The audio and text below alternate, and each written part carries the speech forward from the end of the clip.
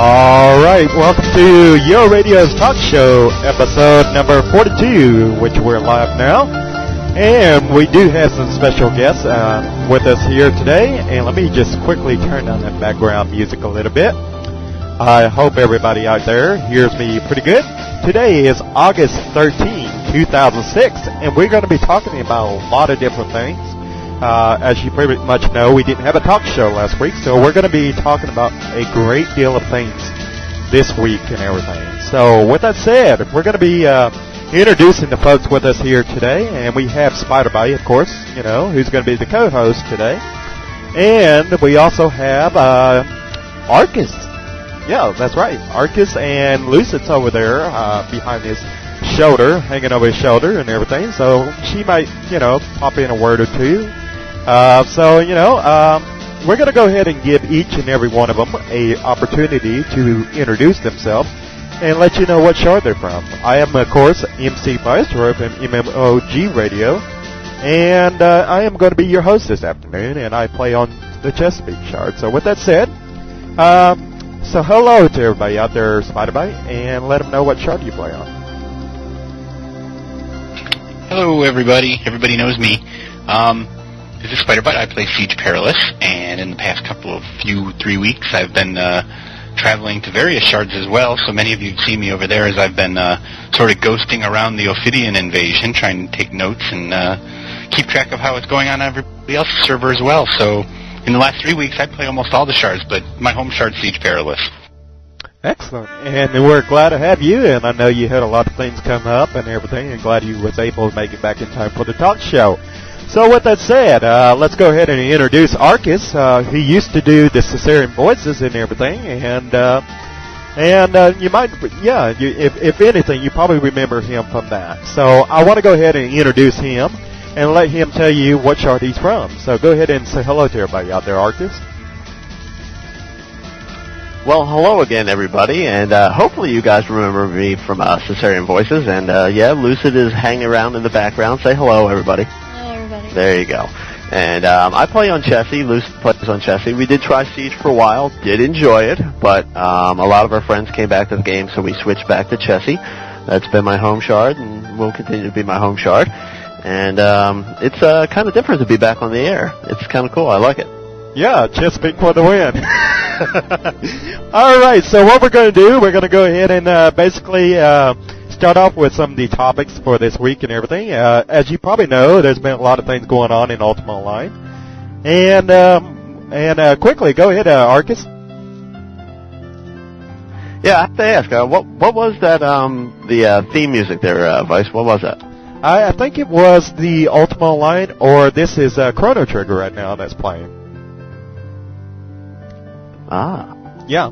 So let's go ahead and get into the topics and everything. The first topic in which I'm going to start up with is going to be about the veteran rewards. As you probably know, I think that was pretty much introduced last week sometime. And some of the veteran rewards are coming out, which are going to be some of the choices in which you could choose from, are going to be the red soul stones and the I'm not sure if this is the right way to put it, but it's I don't know how else to explain what it is, but it's an ethereal polar bear, but it's not exactly an ethereal. So in other words, it's not going to be clear or whatever else like all the other rideable mounts in which you're going to be able to ride on or whatever. But, you know, it is a, you know, kind of like similar to the ethereal mount. So we got the polar bears coming out, and we also have some other rewards coming out, which I would like to speak with you guys about this afternoon. Let me quickly pull that up. I'm kind of wondering, what were some of y'all's thoughts about some of these veteran rewards? I'll go ahead and hear while you guys comment a little bit about that. I will go ahead and pull that up and give you guys a full list of the available veteran rewards that are available. Go ahead, Spider-Bite. Let's hear from you.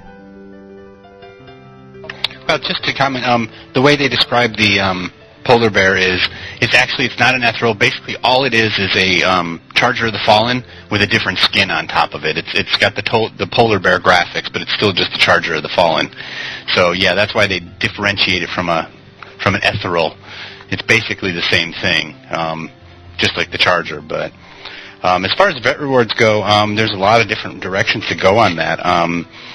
The soul stones have been a hot topic, that's for sure. I know that I would actually look forward to having one. Although I would have liked to see the soul stones pulled from the game altogether. As we know, you can't go backwards in these sort of decisions. So, since it's going to be a part of the game, I have no problem getting that. I think I would sooner poke my eyes out with glass than ride a polar bear. That won't be on my list of wants. And some of these other stuff, none of the other stuff even really caught my eye. It looks mostly like decorative stuff. So, between those two, those are the only two things that really looked attractive to me. The rest of it was just blah. I'll probably go back and get another ethereal mount, like a horse or a unicorn or something like that instead, or a beetle. Yeah, very interesting. Yeah, about the whole falling of the charger. Yeah, that is kind of like exactly what the polar bear is going to look like. It's going to kind of resemble, in some aspects, the charger of the fallen. So that's going to be interesting to see how it looks and everything. I kind of personally wish they would put it out on like the test center or something like that, so we can actually get a look at this, so we can make a better, analysis about it and stuff like that, and observe it and all that cool stuff, and say, oh yeah, that's really awesome, or oh, that really stinks, or something like that. Go ahead, Arcus. Let's hear from you. Yeah, actually, I think Ando did post on Stratix that they were going to put these on test centers at some point. I remember somebody brought that up, and he said, yeah, we're definitely going to throw these out on the test center for you guys to play with. But, yeah, I sort of agree with Spider on that. I mean, the red soulstone, that's something I would claim, although I'm in the same boat with him. Either yank them out or keep them. I guess they're here to stay. So I'll take a nice red one to go along with my green and blue ones. And I don't know, the weapon engraving tool, my new katana of total peonage is going to be really cool to roll around with. I'm really looking forward to seeing a lot of people with a lot of their personal comments, just like all those neat little houses out there that are designed like, oh my god, I'm in the patchwork pants or something like that. The rideable polar bear, polar bear of the fallen, cool. Maybe not. I don't know. You're right. The 9th year vet reward should have been something more substantial. Should have been something like another house plot, expanded house plots. I don't know, something like that. I guess it's cool. Lucid's giving me eyes in the background here because she likes the polar bear idea. But for the most part, the cannon doesn't really kill anything. The weapon engraving tool, player statue maker. I don't know how I feel about that one. Yeah, and I'm kind of a little bit undecided about the whole red soulstones. I mean, I can see where they're going with the whole soulstone and everything, and why they would put it in there and everything. I just don't know if I would agree with that. I'm kind of like you guys. I would I'm kind of opposed to the whole idea of using soulstones in the first place, and that the fact that they can be used infinitely with no limits on how many times you can use it. The fact that they had no limits. I personally, would have been more receptive to something like this had it been like a limited time usage or something, or how many times you could actually use it. That's just my personal feelings. I personally can see why they would introduce the red soulstone, but I've never actually used my own soulstone, which is the green one, and it's just simply sitting there for decoration. I haven't put no skill points into it, haven't ever used it. I really don't like the idea behind it. That's just my personal take. So let's go ahead and go over to Spiderbite. Spiderbite, go ahead. Well, the one thing about the Soulstones token, since we are going to get them after all, that really makes it's got a lot of people wondering, are we going to get them that are so that they're bound to our account and we get them in Soulstone form when we claim them, or are we going to get a token? Wilkie went ahead and asked everybody what their preference was. When we asked, what's this going to be, he said, well, what do you guys want? And the majority was an overwhelming 90%, please give us tokens. And when the 5 and Friday came out, I was kind of confused because he went back and said it'll be bound, when you claim it, it'll be bound to your account. It really doesn't say either way. And that is going to have a big effect on, Soulstones and how they are going to affect the Soulstone market as far as selling the tokens go. If it comes in token form, it may drop the value of them. If it comes in a bound form, it's not going to affect it at all. It seemed to me like, I don't know why, I guess where I was confused is why did he ask if they already had it decided? So that was my comment on that, at least as far as the Soulstones go. As far as the weapon engraving tool, Arcus brings up a good point. People have already had posts in U-Haul about what they're going to name their weapons, and yeah, if this game hasn't gotten any closer to Sims Online, it just did with that, because there can be some funny stuff out there, and funny in a sick way, and funny in a funny way. But it's going to be interesting nonetheless. The GMs are definitely working overtime, removing the names from a lot of people's weapons. Yeah, great point that you bring up there and everything. Let me quickly go over some of the weapons and everything, or veteran rewards that we're going to be having. We're going to be having, seeing some red Soulstones coming in for the first year veteran rewards. We're going to see player statue maker coming in for the 6th, which I think is pretty cool. We're going to be seeing the decorative cannon coming in for the 7th year veteran reward. For the 8th year veteran reward, we're going to see the weapon engraving tool, and then for the 9th veteran reward, it's going to be the rideable polar bear.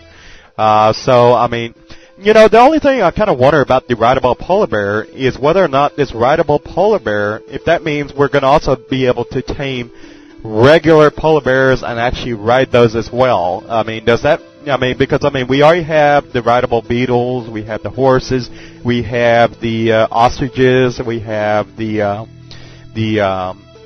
what else? I think it's the llamas, and then now we got the polar bears. So I'm kind of wondering, are we going to be able to tame the polar bears and ride them now? Is that what's going to happen whenever this comes out? Let's go ahead and hear from Arcus. Go ahead, Arcus. Yeah, that's an interesting question, Vice. I didn't even think about that point. You know, I would imagine that if they did that and they had tameable, rideable polar bears, you're going to have the few people who actually claim the rideable polar bear, the polar bear of the fallen, and they're going to be like, well, you know, what's the point of selecting this 9th year vet reward if you can go out and tame polar bears? So I'm going to guess that they're going to say no to that. They're going to say no to the tameable polar bears, which, you know, tameable and rideable, excuse me. Tameable, they already have tameable, but, and, you know, Spider had a point about Wilkie, too. He took the survey. People said, hey, let's go with tokens. Yeah, I want tokens, want to trade them, just like every other vet reward. You can trade these off. Even if your account can't use it, at least you can get a hold of it, store it till, you know, you change that year, or give it to a friend, or you just want to collect them, whatever. But, you know, I don't understand the point of making this particular Soulstone. As soon as you get it, it's bound to the account. Now, if they're trying to do damage control and make it so that these Soulstones don't get, you know, traded all over the place because it's first year, you know, maybe that's not such a bad idea. First year vet reward, it's available to everybody. So if they're trying to control the number of Soulstones floating around out there, that's great. But I wondered if either of you guys know if there are any other MMORPGs out there who have something similar to the Soulstone. You know, I'm trying to run through them in my head. What's that? Lucid WoW has a Soulstone? Not that I know of. Lucid thinks WoW has a Soulstone, but I'm not sure about that. Yeah, I haven't really ever played WoW, so, I mean, I've only played that in open beta, and so I'm sure if Soulstones were something that they introduced to WoW, then that probably had to come way after, you know, public release or whatever. But anyways, I do know they have character transfers over in WoW now, so that, who knows, maybe they're looking to, you know, Ultima Online and see what kind of services they can introduce and stuff like that. So who knows? It might very well be over in WoW. But let's see. Let's go ahead and hear from Spiderbite. As far as the tameable polar bears go, I don't think that'll happen. Only because the polar bear of the fallen, I love that term. That's great, Arcus. Is basically, like we said earlier, is just the charger of the fallen with different graphic put on top. In order to be able to make the polar bears rideable, they would Cat Hat and his team would actually have to redraw up all new graphics to have a rideable pet again. So, I mean, maybe they're doing that. Seems like double work to me if they're going to be offering it as a gift mount and then a real mount. They kind of worked the other way around in the past, where they've already had rideable, beetles, ostards, etc., and then they came out with the Ethrils as sort of a memorial to these animals that have always been rideable. So I don't see it coming. Of course, you never know what's going to come out of Redwood City these days. So no, I don't think that's going to happen, in my opinion.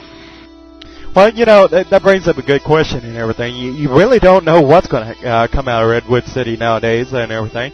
And what's really interesting about this is that, and here's food for thought, or something to think about. I really have to wonder, whether the developers prefer Coca-Cola over Pepsi. Now, you probably was wondering, why is this guy playing, Coca-Cola commercial theme song as the intro for the talk show? Well, here's why. I mean, polar bears and Coca-Cola. If you ever watch the Coca-Cola commercial and everything, you've seen some commercial with the polar bears and everything, especially around the holidays and everything. So I'm kind of wondering whether or not you think the developers prefer Coca-Cola over Pepsi. Is this like an indirect advertisement for Coca-Cola or something? Go ahead, Arcus.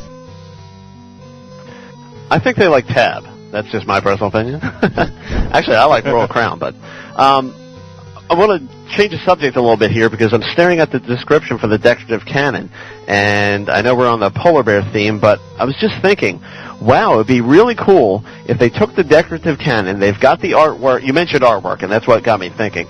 You've got the decorative cannon, it can be rotated, can be fired, will make the sound, and will have a particle effect, requires a powder keg to be reloaded. Why not take that to the next logical step? Make that some sort of siege weapon. Not siege like as in Siege Perilous, but something that maybe, I don't know, factions can use and put in front of their, it's been a while since I even visited my faction, castle, whatever you want to call it. But use it as some sort of siege weapon and start to get into some of the more, anything for factions. I mean, I've still got one character hanging out in factions. I don't know, I go out and kill pixies and collect silver once in a while. It's kind of fun, but, other than collecting silver, there really isn't much to do in there, at least with the faction that I'm in. And I don't know, maybe I'm just on it at off times, but take these things to the next logical step. Make them functional. It's decorative. Let's do something with it. Well, that's a good idea and everything. The only problem I would see with the whole cannons and everything is, first of all, I would be willing to bet anything that these cannons, these decorative cannons, that's exactly what they're called, decorative cannons, and not regular cannons. Meaning they probably will not inflict any sort of damage.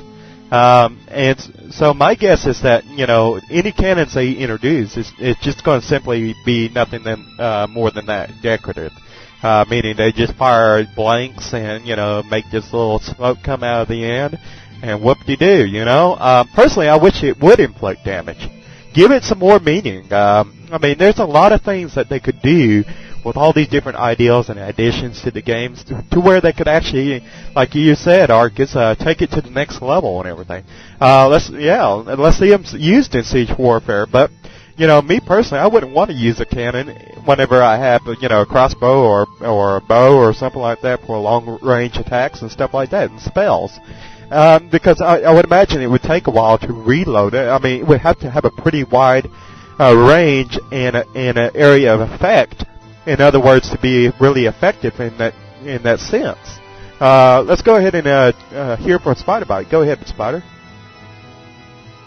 I have a comment from a WoW player. It's actually Marion over from RPGBay.com. Said that there are no soul stones in WoW right now.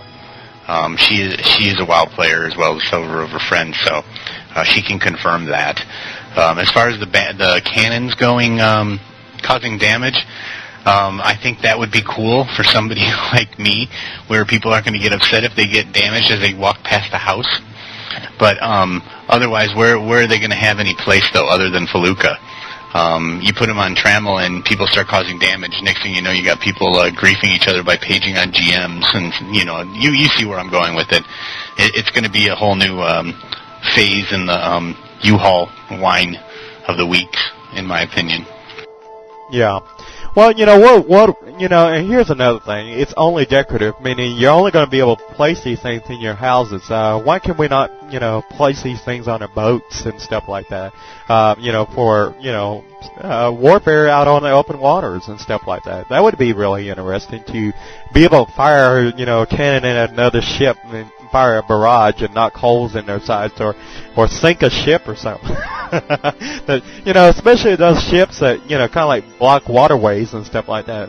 Blow them out of the water. Get out of my way. I'm coming through. Arcus, go ahead.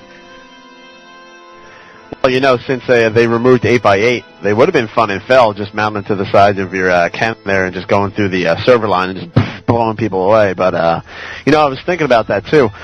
The decorative portion of this, I can't remember. It's been a while since I tried, but I don't think you can place things on the front steps of your house that are deedable, like guildstones. You've got when you're doing your customization of your house, you can put steps out front. You've got those little blocks where, I put like lanterns on front or whatever else to make it look like a street or whatever. But I don't think you can place deedable items out there. So if they make these deedable and people can't put them out on front of their house, like, side right next to the door on either side or something like that. You know what? You can do it with the banner deeds. So maybe I'm wrong. I don't know. I could swear I tried to put guildstones out front, and the last time I tried, either I was doing it wrong or I couldn't do it wrong. But if they can't do that, please remember to make sure that happens. Not like I'm going to get one for a while, but, I don't know. Just don't want to see any more whining in U-Haul than there already is. Here's food for thought. And, here, let me add something else to all that, food for thought and everything. Here's something else. Why does it have to be confined to a ship, or why does it have to be confined to a piece of property? Why can you not just go out in the world and, set this down and actually place it somewhere within the world, and actually be able to set it up anywhere? Because, really, let's say if I set up this cannon and I actually, pick a spot and set it up right there and everything, it's not like anybody else is going to be able to axe it and destroy it. It's not going to be like anybody's going to be able to come steal this cannon away from me. Why not have, the cannon tied to the owner of the cannon, so that way, the mechanics of the game knows exactly who the cannon belongs to, who can axe it and take it back and, redeed it or whatever, and stuff like that. I think it would be kind of cool to, be out in the open field and set up, multiple cannons and fire them all at once, kind of like a gun salute or something like that. I don't know what you guys think about that. Do you think that would be kind of cool if you could do something like that outside the house or outside of a boat or something? Spider-Bite, go ahead. Boat, definitely. I've been retraining my template to actually roleplay the pirate thing these last few weeks, and have been having a blast with it. But I still think back to the old Ultimate games where I could actually fire from my ship at the pirates that came after me, or the other ships. And as I was doing this, and I would come across somebody who was AFK fishing or something like that. Now it's just AFK fishing. There's no AFK 8x8 anymore, so nobody's out there training skills. But while I come across somebody, of course, you have to go through the routine of check to see if their boat's unlocked. If it's not unlocked, try to attack them, kill them. That's all you can do. You can't loot them unless they're standing in a certain spot, which they never are. But if their boat's unlocked, you have to get on the boat, attack them, get their stuff, figure out a way to get both boats back, and it's nearly impossible. You have to leave one behind on siege because there is no recalling to your boat key on siege. And basically, it's a pain. It would be nice to blow them out of the water instead, since you can't take the boat back with you. You can't dry dock it. You can't do anything when you're out in the middle of the ocean. So I would love to have a cannon on a ship. Maybe get a bunch of my rewards so I can have a 3-gun galley going on, that sort of thing. But I would absolutely love it. People have been ranting to have some sort of expansion that takes place on the waters, like with a pirate theme. And I think that would be a great start if they could implement guns into the boats.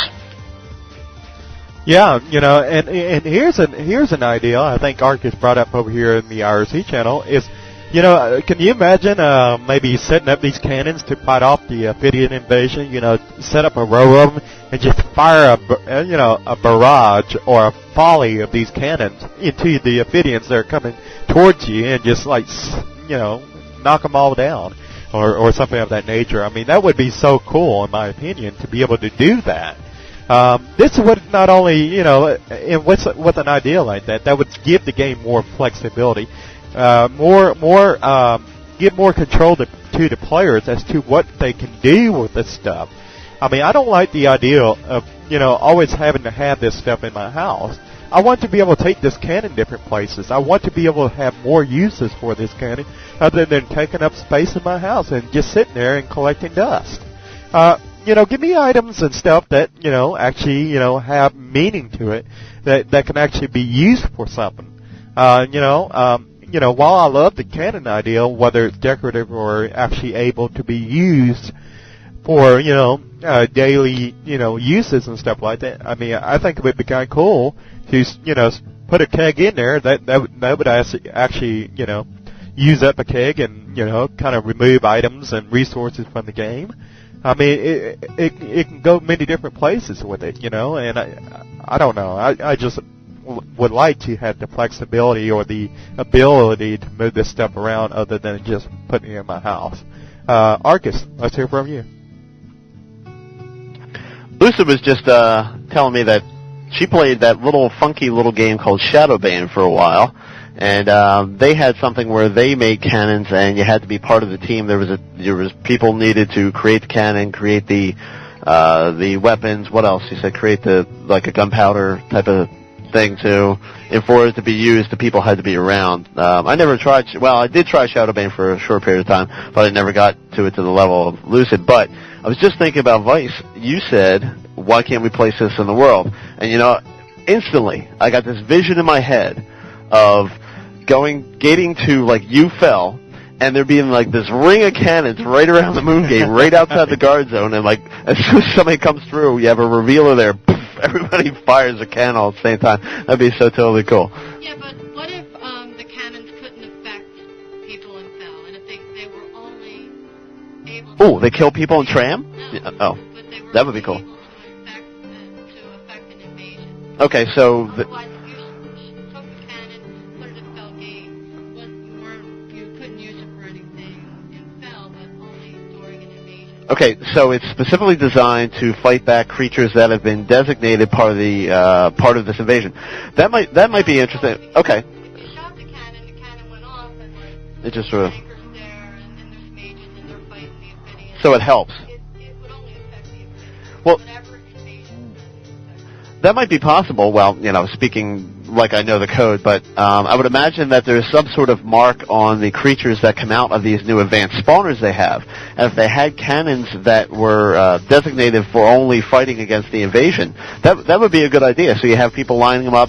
Maybe they, I don't know how you would work the rules. I can't think that quick right this second, but that would be kind of cool. You just use it right against the invasion, only against the invaders. Nice. Yeah, I mean that would be pretty cool to be able to, I agree. I can just see all them cannons lined up, or maybe we could add in this rule. People could actually destroy these cannons, which would go back in these people's backpack and everything. For example, I take out my axe, I use it on your cannon. Well, guess what? Your cannon goes back into your backpack, and now you have to, set it back up and everything if you want to be able to set it, position it again or something. That would be a good idea. That way it wouldn't be, in the way or something, or that people couldn't use these to block off areas or anything of that nature. That would be, a good idea. What are your thoughts on that, Arcus?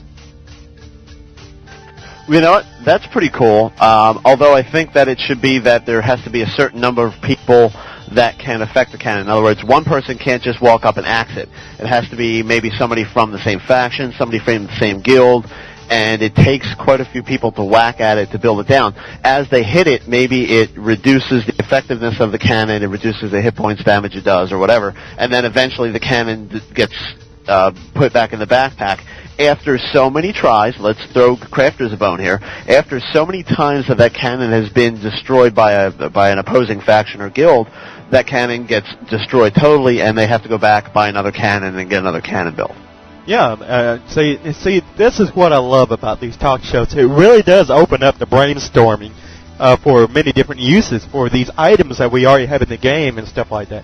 And I really think, these kind of things are really good for the game. Just, even whether it makes it into the game or not, I think at least at the end of the day we can say at least, hey, we gave you some ideas, And that's what that's what I really think is the neat thing about this. Because you go over to U-Haul or something like that, and all you pretty much hear is like, oh, well, this sucks, oh, I really love it, or whatever, and it's like, come on, give us some ideas here. Tell us what you want.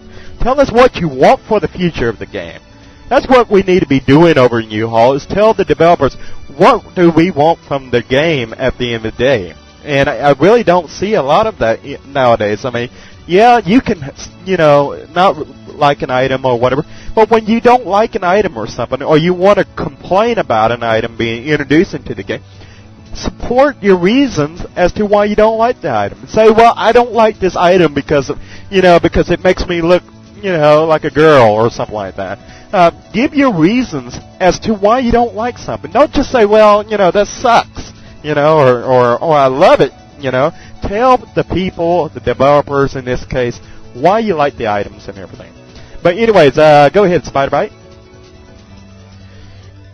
Well, I'm going to throw just a little bit of negativity, storm cloud on here. Basically, I think as far as the vet reward goes, I don't see that becoming more than a decorative item, nor do I think it should be more than a decorative item.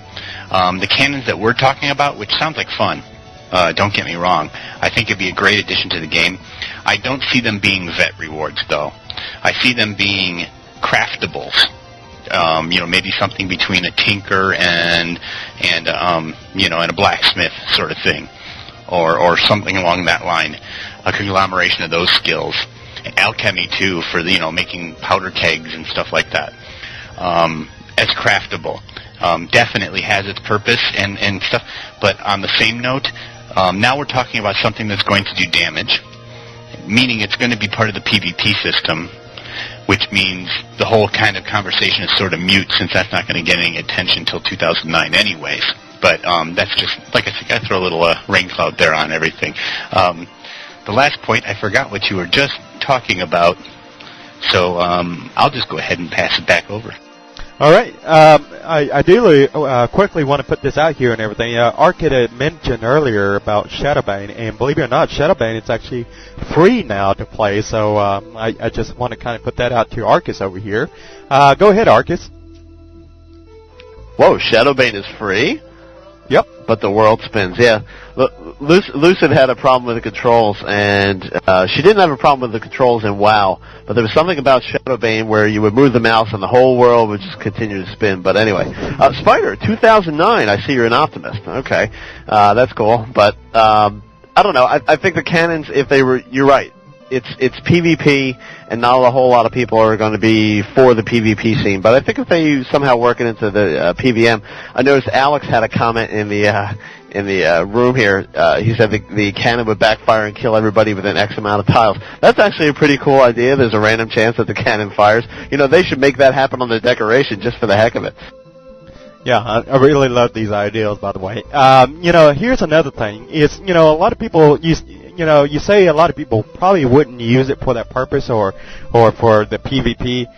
That's true to an extent. A lot of people probably would not use it because cannons, first of all, they're very cumbersome. I mean, to try and move these things around in position and set them up and then fire them and all this and reload them and all that, that would be kind of a slow, very painful process. It'd probably be good for a first-time shot, but trying to sit there in the middle of a battle and try to reload this thing and everything, it's not gonna be the primary weapon of choice for a lot of people.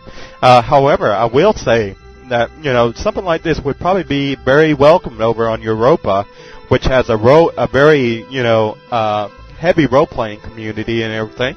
And I wouldn't be the least bit surprised if we saw something like this on Europa being used a lot. I think that would be the case because, I mean, over in Europa, the neat thing about Europa is that you have a bunch of role-playing guilds that supposedly claim stake to all these towns.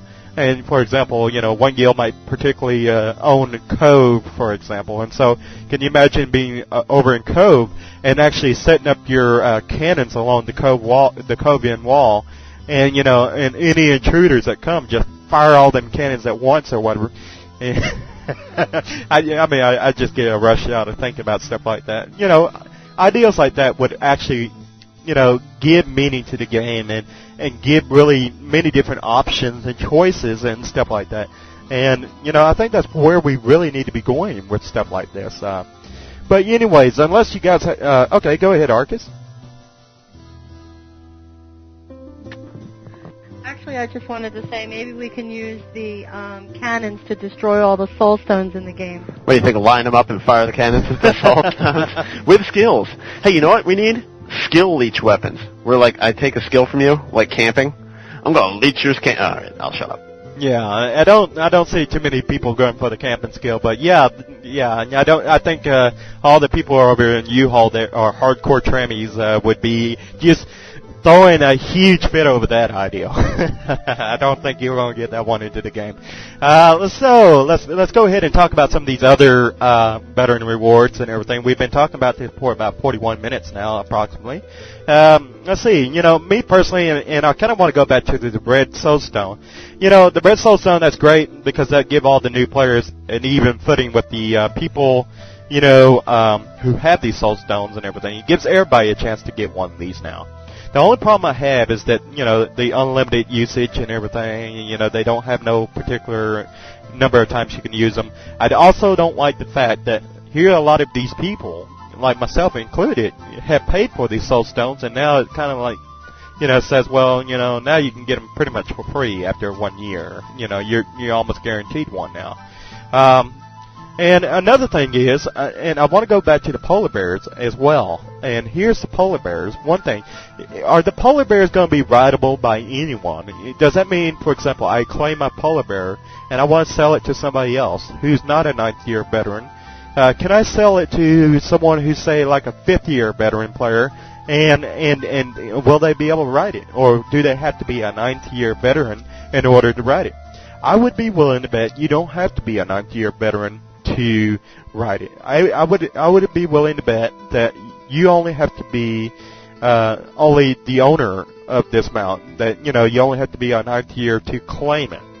So I mean, that'd be really interesting. You know, let's go ahead and hear from Spiderbite. I don't know. That's a that's a good question as far as the polar bear goes, because on one side, it is, from what I understand, the exact same coding as the Charger of the Fallen, which is writable by anybody.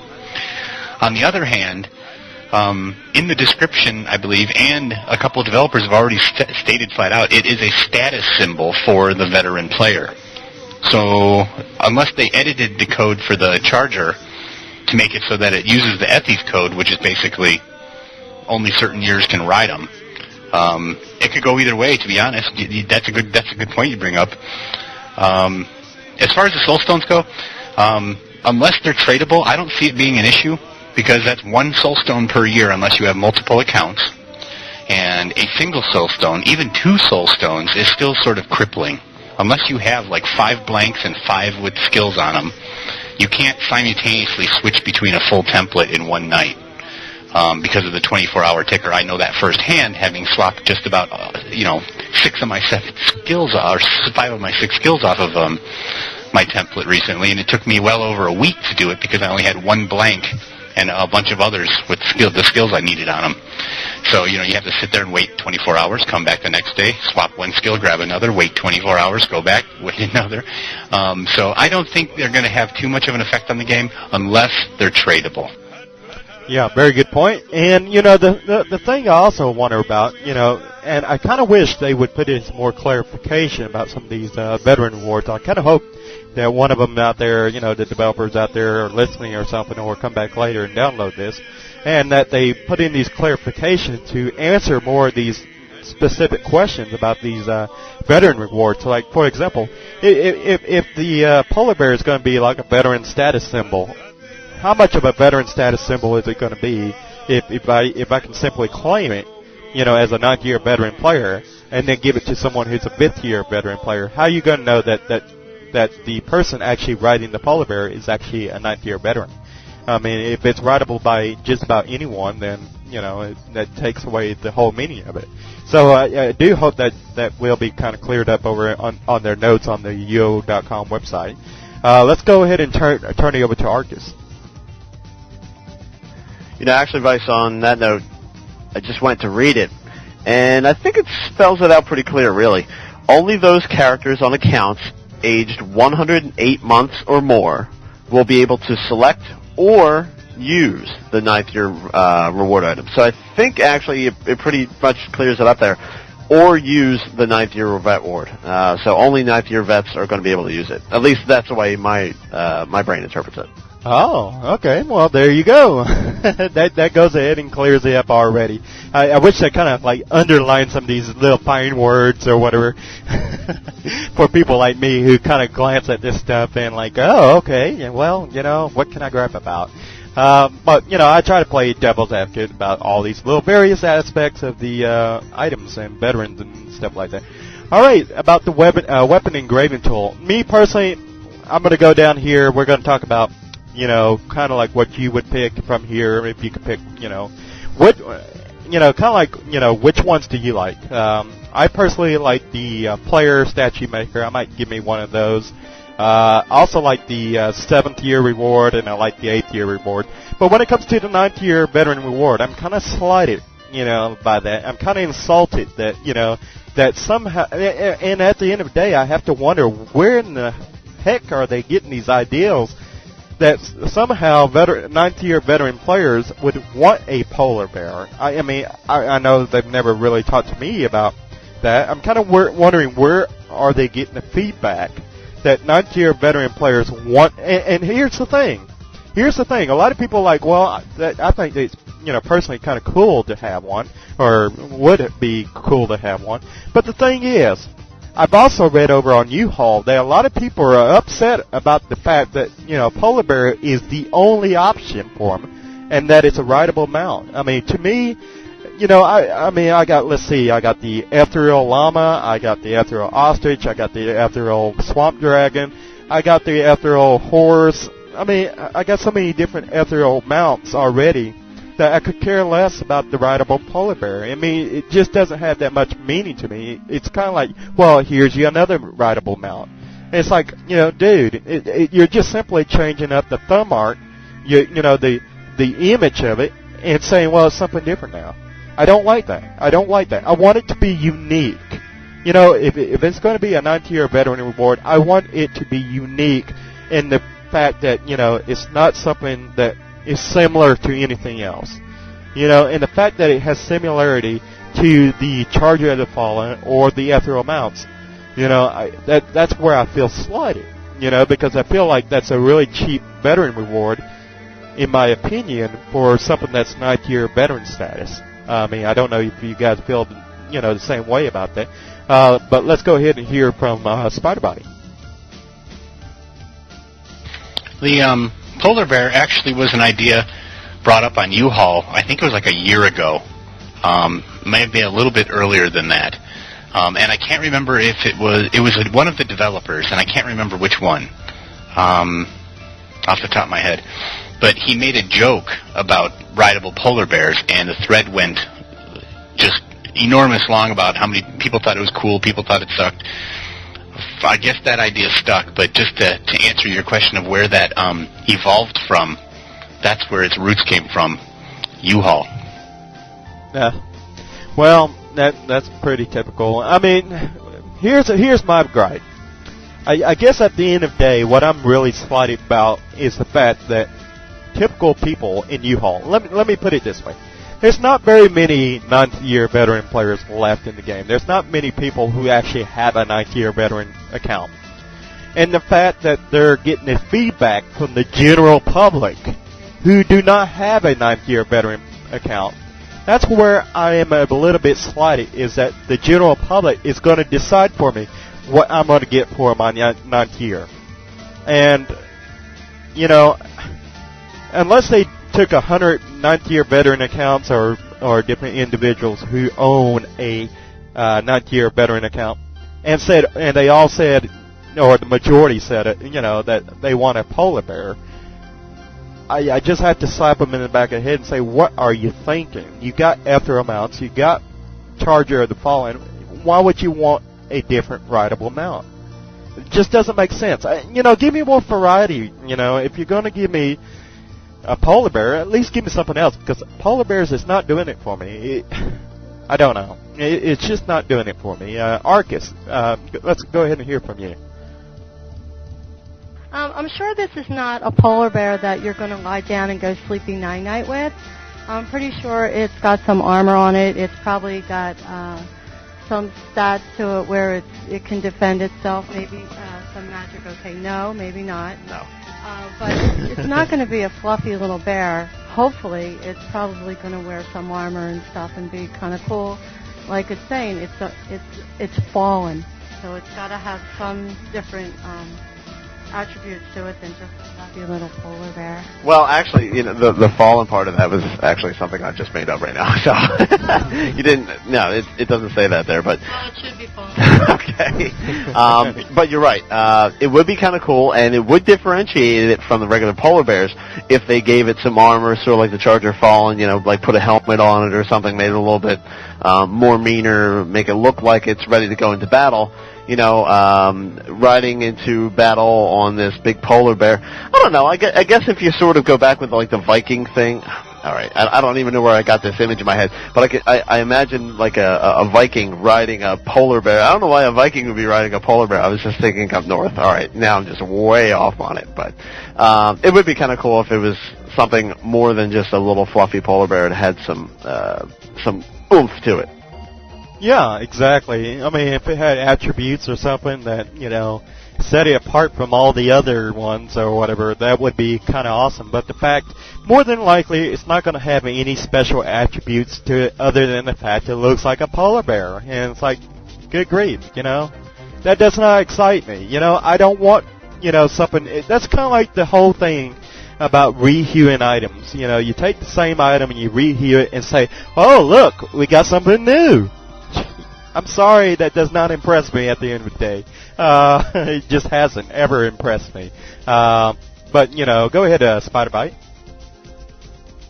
You guys are bringing this up, and I'm having images in my head that I'm going to have nightmares about for weeks now as I picture my PK role-played vampire riding a fluffy polar bear charging in, screaming for the glory of the damned. Now, I know for a fact that Eggman's going to just have an absolute blast with that, with his next cartoon, I'm sure, but I'm starting to get a little sniffly here. Well, I tell you what. Tell Lucid over there if she wants a fallen of the polar bear or whatever, or polar bear of the fallen. I can certainly make that happen by going over there and PK the hell out of it. I could slay her a polar bear and say that's the polar bear of the fallen or something. I can do that for her. Do it in her honor. I'll go over there on Ice Island and slay her one, just in her name. Yeah. So this one's for Lucy. Go ahead, Arcus.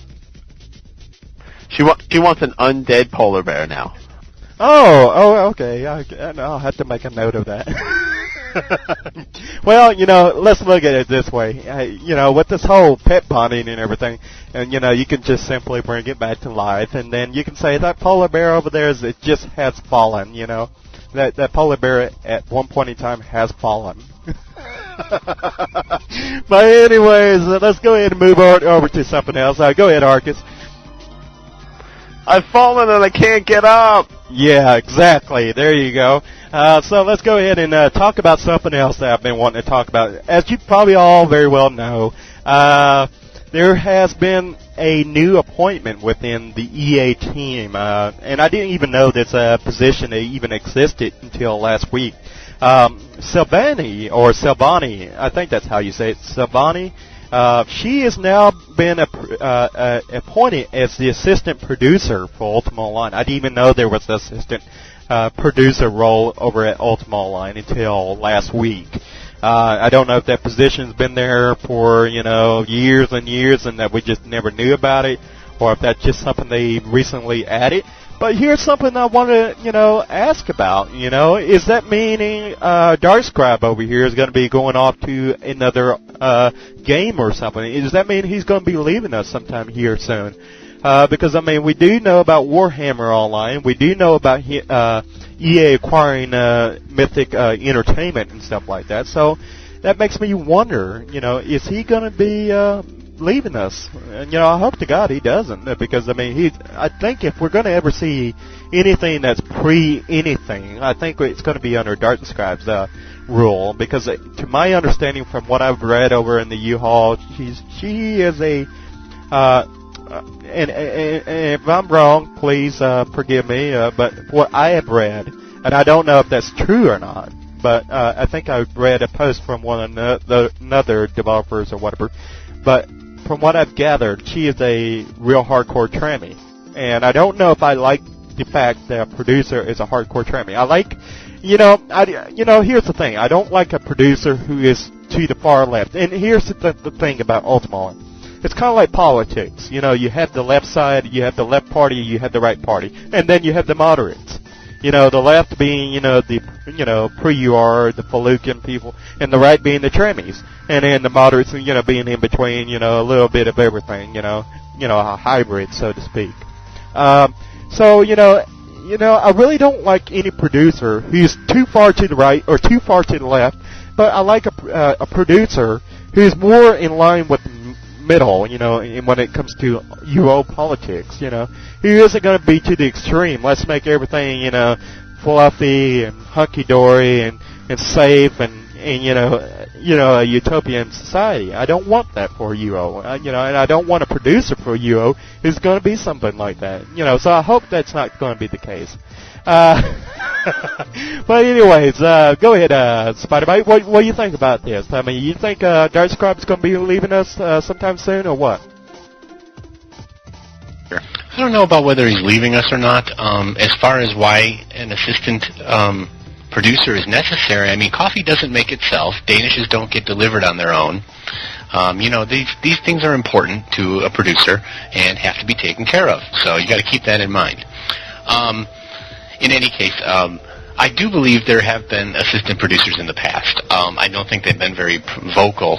As far as Savani coming in and taking the spot, I was a little surprised at that because of her background. Now, maybe I don't know enough about her background, or as much as I think I do, but I was under the impression she came from the GM system. Whereas I would think somebody with more development or marketing would be proper choice. But again, what goes on behind closed doors, you have no clues. Person could be a Harvard grad for all I know. In any case, as far as Darkscribe leaving, I hope not. He's pumped more life into the game in the few months that he's been around than anybody has in the last 5-6 years. So yes, I hope Aaron sticks around. Because, well, first of all, he's a Siege player, so I'd like to see that he's sort of the only light at the end of the tunnel we have over there as far as ever getting any attention on our shard. So personally, I hope he doesn't go anywhere soon. Exactly. I'm much in agreement with you. I hope he sticks where he's going to stick and everything. And I hope any rumors of him possibly maybe leaving to go over to another online game or something like Warhammer Online, I hope that will be dispelled either by, somebody over at EA or something. I really do hope that's the case.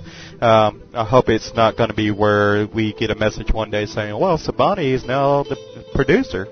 Not that I have not that I even know her or anything. I just, want somebody who's, has a, great views of both sides and everything. It can be very objective and stuff like that. But let's go ahead and hear from Arcus. Go ahead, Arcus.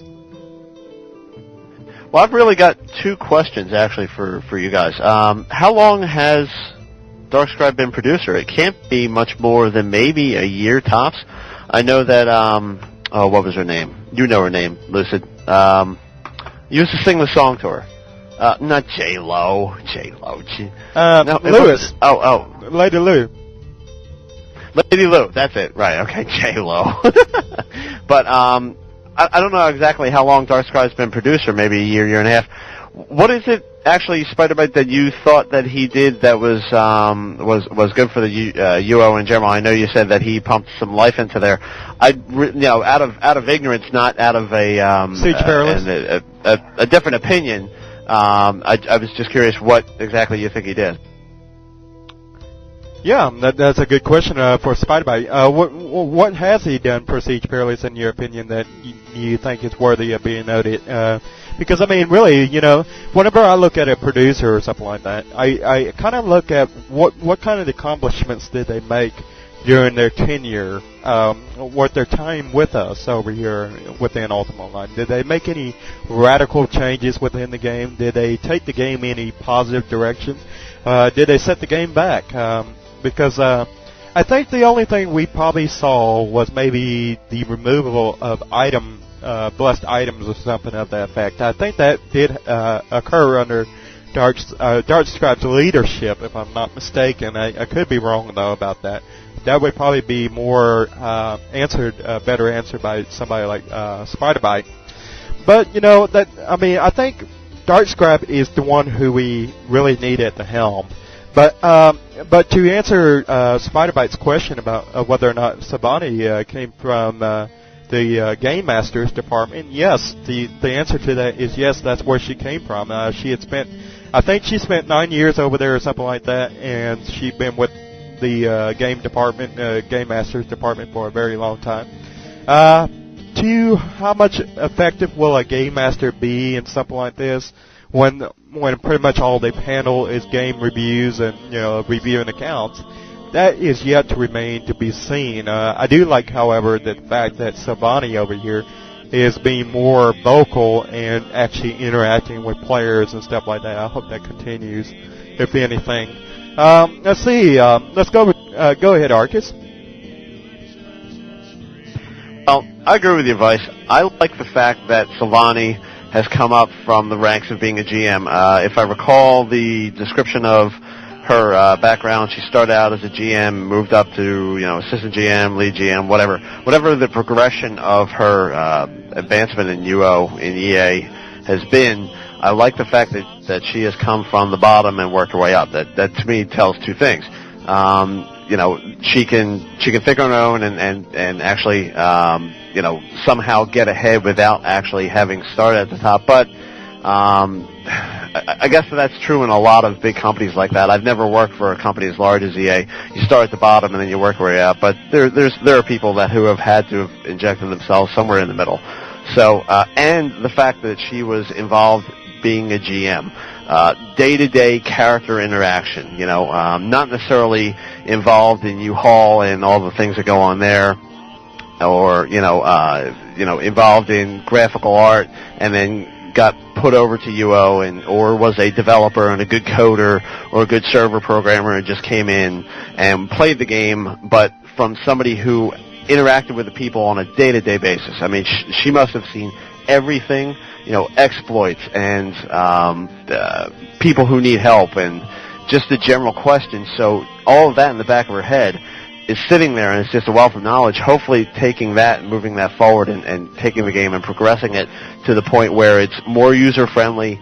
GMs get more of the powers they need, and oh boy, I could go on. I don't think we've done a show since the GMs have sort of gone offline, I'll call it, and we got so many canned responses. I mean, to me it just seems like the number of canned responses has increased exponentially over the past year. So I could go on that for a while, but give the GMs what they need to get the job done. Get some GMs trained to spot scripters. Get some GMs trained to spot and handle some of these things that are just plaguing this game. So putting a producer in who has that background, who sees it on a day-to-day basis, that's great to me. I'm looking forward to that. Right, and you bring up some very good points. The fact that she's been with the Electronic Arts for about 9 years, I think it was, or something like that. She definitely knows the history of Ultima Online and everything. She's definitely seen it go from evolve over the years and everything, from a Felucan society to a Trammel society and all that. And then maybe, who knows, maybe she's even played on Siege Perilous a few times or whatever. But the thing is, at the end of the day, my question is she going to be one of those folks that says, I'm sorry, I cannot help thee with that? that's what I really kind of get nervous about, because it seems like as of late, the GMs give a lot of canned responses rather than being personalized and everything. That was the nice thing about the old days and everything. There was a lot more personalization, personalization between the developers, not the developers, but between the game masters and the players. I mean, you actually saw them, and you actually knew that they really cared about, your needs or your concerns or whatever else, and you actually at least saw them or something like that. And whether it was for 30 seconds or whatever, you knew that they were there and that they were actually taking a great deal of, interest in whatever your problem was. And in terms of resolving it and stuff like that, they made sure they could do whatever was humanly possible or within their control to do something. Go ahead, Spider-Bite. Well, you guys make good points as far as her tenure goes and that sort of thing. And by all means, I'm not saying she doesn't qualify for the position, because I don't know her. I don't know her background. And I certainly don't even know what the job description is over at EA for a assistant producer, quote unquote. But it would seem to me that she would fit in better on the development team. Sort of in a dual role with maybe Wilkie or somebody like that. And because of her background in dealing with the players in game and stuff like that. Wilkie's background, for example, comes with dealing with people on the forums back in the MyUO days and stuff like that. And Stratix and after that. As sort of a PR kind of person, hers comes with more of a rules background. Somebody who could come out there and say, "Hey, this is the rule. This is the way it's always been." When somebody has a cry out on the U-Haul or whatever. I just didn't see the assistant producer label being slapped on a GM for some reason. Now again, let me reiterate. This girl could have come from, been a Harvard grad with a marketing degree and just worked her way up from a GM position to one day become an assistant producer. That may have been her dream, so I don't know. Just didn't seem, I don't know. Again, I guess I'd have to read the job description. As far as the canned responses go from these GMs these days in this, as somebody who rarely ever pages a GM for anything, I can count on one hand in my entire UO career, which dates back as far as Arcus does. It basically, I can count how many times on one hand, how many times I've paged a GM, and it's usually for something legitimate, like, a house dropped and a plant stuck in the air, and I can't place again until that plant's taken away, sort of thing. Something that just can't be done by anybody except a GM. And because I'm calling with a legitimate one, I typically get a GM, and I'm not sure if they're allowed to pick from the queue who they go to, or if they see who's in it, or if they just pick the next one in line, like in a call center, or what, but I seem to get the same GMs over and over and over again, whether it's been on Siege or on Sonoma, or even as far back as Pacific, back in the early days. And I always seem to get the same GMs over and over, and it's always personable.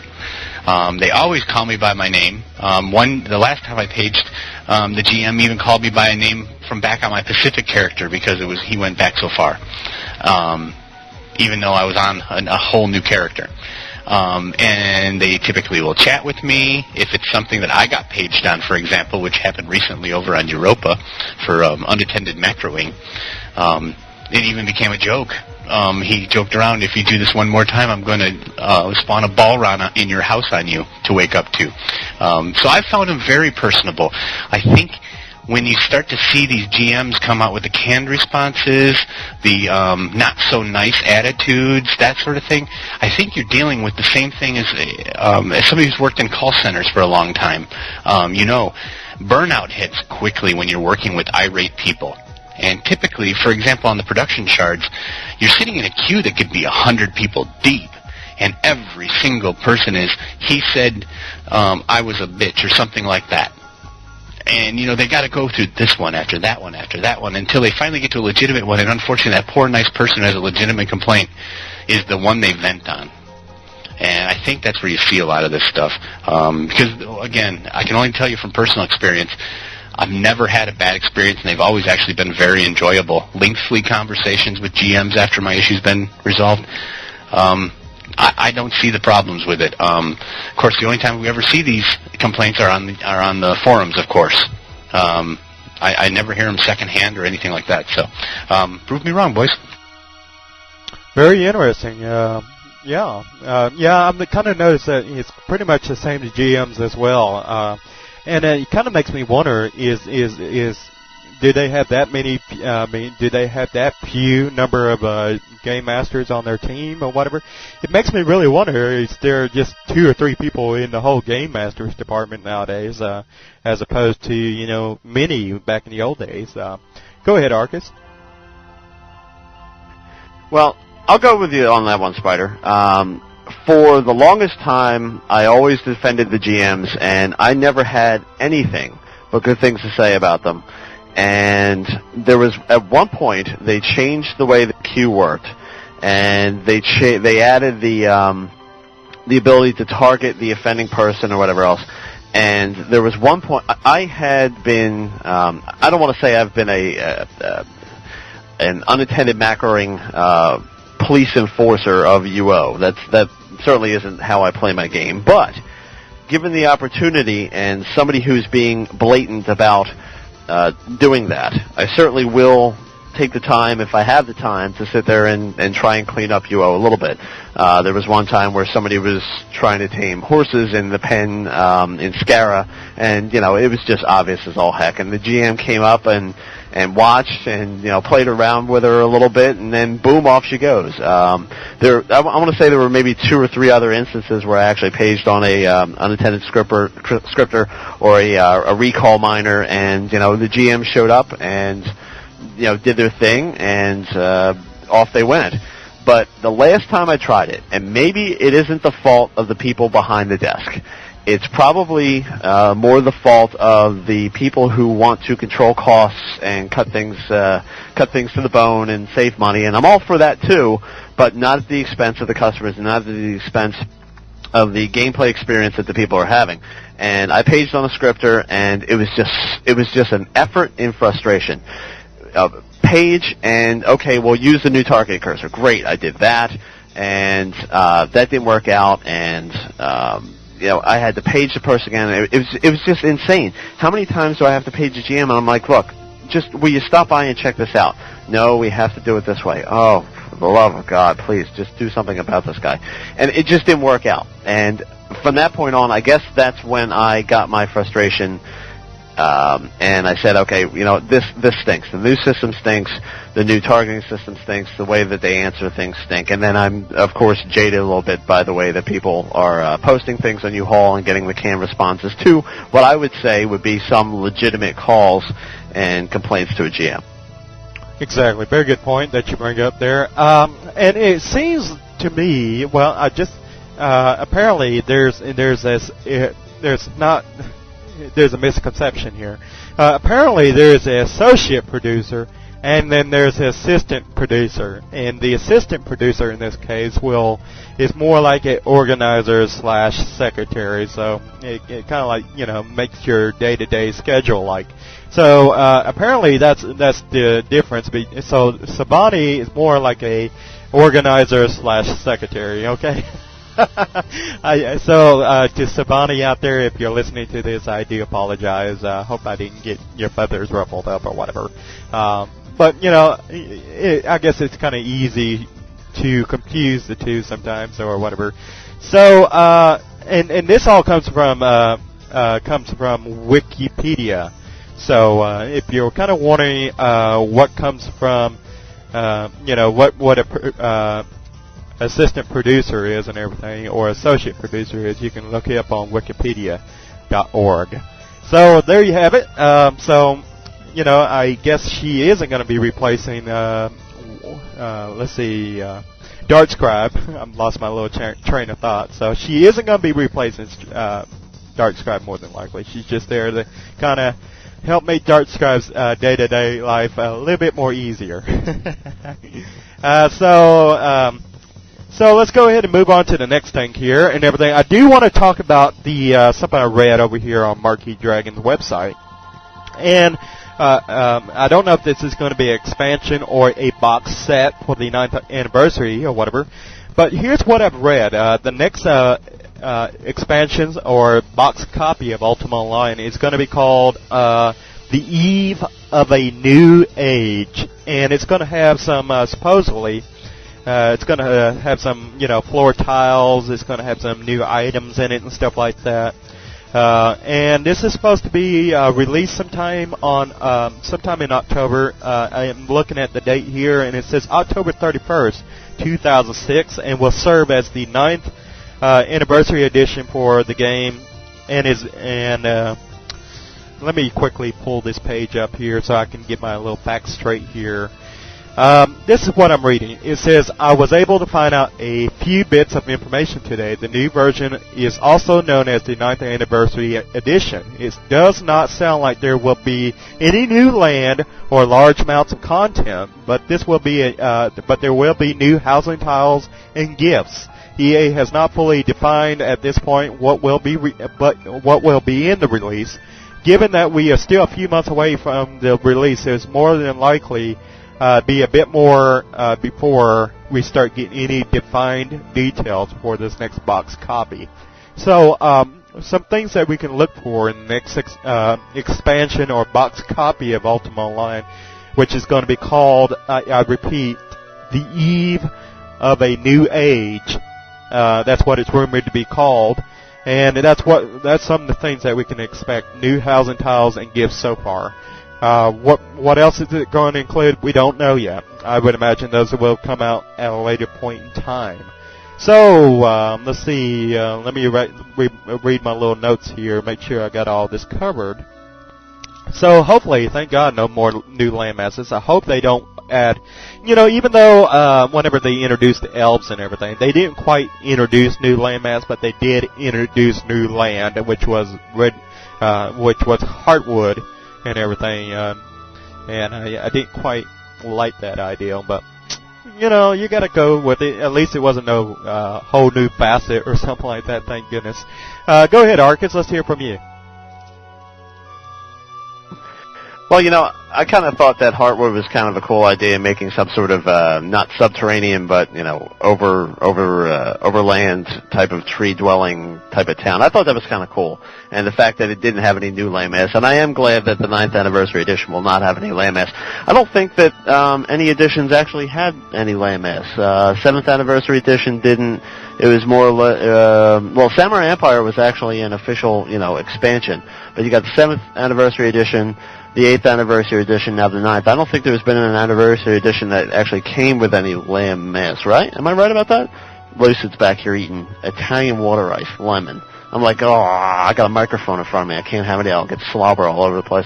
But, I'm kind of excited about 9th Anniversary Edition. If anybody is out there listening, cloth map.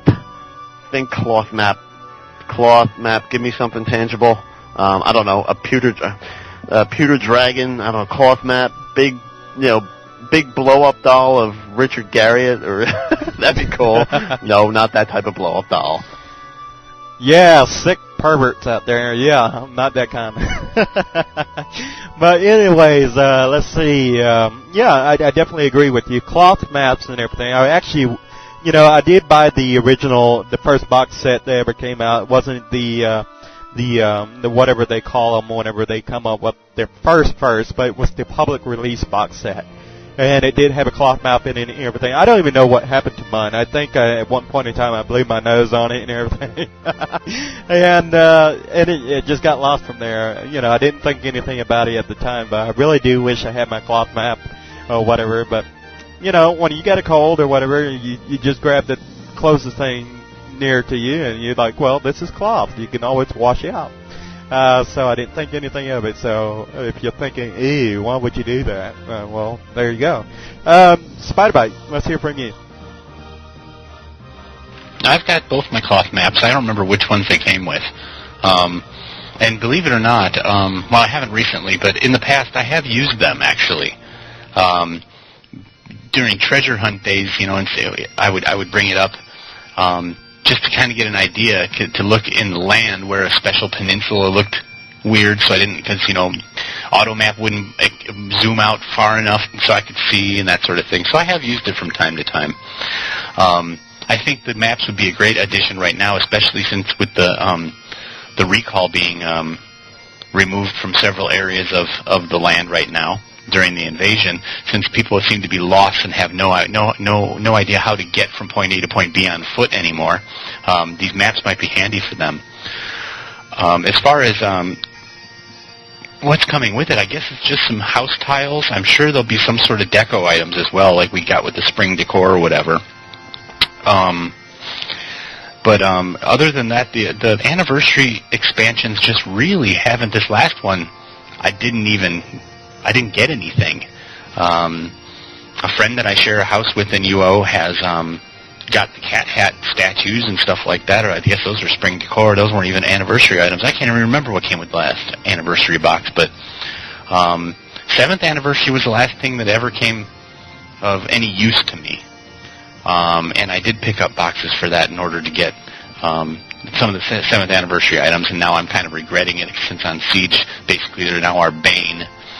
But the anniversary packs don't really do it for me. It's kind of like these new vet rewards that are put out. There's just nothing that sparks my interest in them. I won't purchase any of it. If I need something from it, I'm sure that I can go on to a vendor after a couple of weeks or go to one of the brokers' websites and get my codes. Well, that's a good thing that you bring up and everything, but, here's the thing. I think what's going to really sell that box copy, and I guarantee you it will do pretty good because of the fact that it has these new floor housing tiles.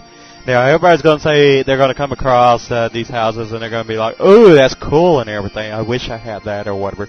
What I gathered, if I did my research right and everything, what I gathered is that these people, or these house tiles and everything, they're going to actually be like some of the tiles that you would find in a place like, what's that name, Umbra. Yeah, over in Umbra. You know how the tiles on the floor are shadowed, or shadow or whatever? I would imagine you would probably find some of these over in that box set or whatever. I don't remember where I read this at or whatever, but I would imagine that would probably be one of the new floor tiles, so you can actually make your house kind of look evil and stuff like that, and really scare people. If you want to do the necromancer or whatever, or create a necromancer house or whatever, I think that'd be kind of cool. But gifts, really, I'm not too much into gifts. I mean, we've seen so many gifts come out. We've seen the 7th Age gifts. We've seen, spring decor items. We've seen evil decor items. It's just like, enough is enough already. I mean, I don't need more. I don't know. Maybe some like them. I mean, for the price they're asking for, it's just like, I don't know if I would buy them, But anyways, yeah, that is definitely something I'd be kind of interested in. Arcus, let's hear from you. Well, actually, that sounds kind of cool if they're going to have the type of housing tiles that are over in Umbra. I think that would be kind of neat, making a house look all evil and stuff. Going with the evil furniture type thing, I mean, it's the next cool thing we can do with our house there, and make it like they have the red steps, right? They've got the red steps, and now all they got to do is put in the black tiles. I think that'd be pretty cool. So you could set up your evil house, right? Set up some decorative cannons, a statue of yourself, and then a big fluffy polar bear that's all pissed off on your front steps. Yeah, yeah, I like that idea. Look what you've turned me into. Whatever.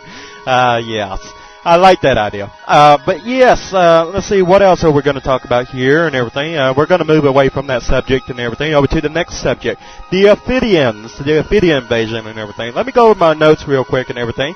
It seems that the Ophidian invasion is escalating and everything. The hostilities between the Ophidians and the players are increasing and everything. That's right. Yes, and they're invading. They're taking all over, all over the places. They're going to Scarabray. They're going to Serpent's Hold, is what I'm gathering. They've been in Vesper. What's some of the other places? Papua and stuff like that. So they've been spotted at many different places, and I don't know too much about it. I haven't actually played it the last week or two because I've actually been quite busy in real life.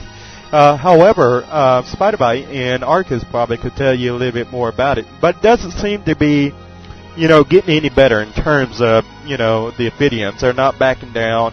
They're actually getting more aggressive. It seems like they're just, it's like the war is escalating to a whole new level, and just by the looks and sounds of it, it's going to get worse before it gets any better. And worser is not a word. Yes, that's right. But anyways, also there seems to be an inability for players to recall around in the game. I don't know if these are just specific areas or whole islands or whatever or what. But I personally think that's a good thing. So we're going to talk about those next two things here, and we're going to go and turning over to Spiderbite. Spiderbite, go ahead. Well, like I mentioned earlier, I've been kind of going around to several different shards and seeing how they're progressing, what they're doing differently from the other shards. And of course, I'm playing most of the time. I'm playing on my own shard to help with the invasion of Siege Perilous. But as of this morning, what's happened is since the publish, the Ophidians now, as of this morning, I guess it's sort of creeping across the shards right now. That's the neatest thing about this invasion right now, is that once they do the publish, it's sort of like a time bomb, so to speak. Over periods of time during the days after the publish goes through, certain events start ticking off, like there's a timer for them. And as of this morning, well, I guess it was last night, the moon gates are now being camped by the Ophidians. Anybody who's on their shard has their being camped knows that it's insta-death to come through any public moon gate right now. Most of them, at least. I think Minoc's still untouched. Because not only can they reveal you if you're hidden, but basically they launch on you immediately. And, of course, these Ophidians are now getting more powerful with each publish that we get for this invasion. And trickier, and they have and faster, and they're becoming more intelligent. That's the neatest thing. So, as a whole, this invasion is the best yet. It puts the one in Britain to shame. It really should. I mean, it really does. It is hands down the best scenario we've had ever. Somebody compared it to just spawning monsters randomly. That's not happening. Like I said, they're tactfully moving their way across the lands, and as Draconi put it this afternoon in a post, they're actually using our own systems of transportation, whether that's using the waters and boats to get from Scarabray from Serpent's Hold to Scarabray, or our public Moongate system. They're doing it all, and for those out there, just to give you the latest update, right now, what Draconi has said is, go to Scarabray and fight them back. That is the next strategic move. Anyways, so that's where they're at right now with that. As far as the recall thing goes, oh, bless the developers. What a beautiful thing to do. And you and I, Vice, were talking a few weeks ago on the show here about these events need to have an ending of epic proportion. And we haven't been seeing that. That does not mean a bobblehead statue at the West Brit Bridge at the end of an invasion telling you how well or badly your shard did. It means something of epic proportions, like when Trammel was created, when when the U Swamp was left behind because your shard failed at the battle. We need something similar. My suggestion: leave the no recall in place if you don't fight back the invasion. That sort of thing. You don't have to leave the Amphibians in place. Maybe leave them around certain areas, but if you don't get out there and fight and help defend, your hometown, your shard, whatever, you're stuck with no recalls into those particular towns, and you're on foot.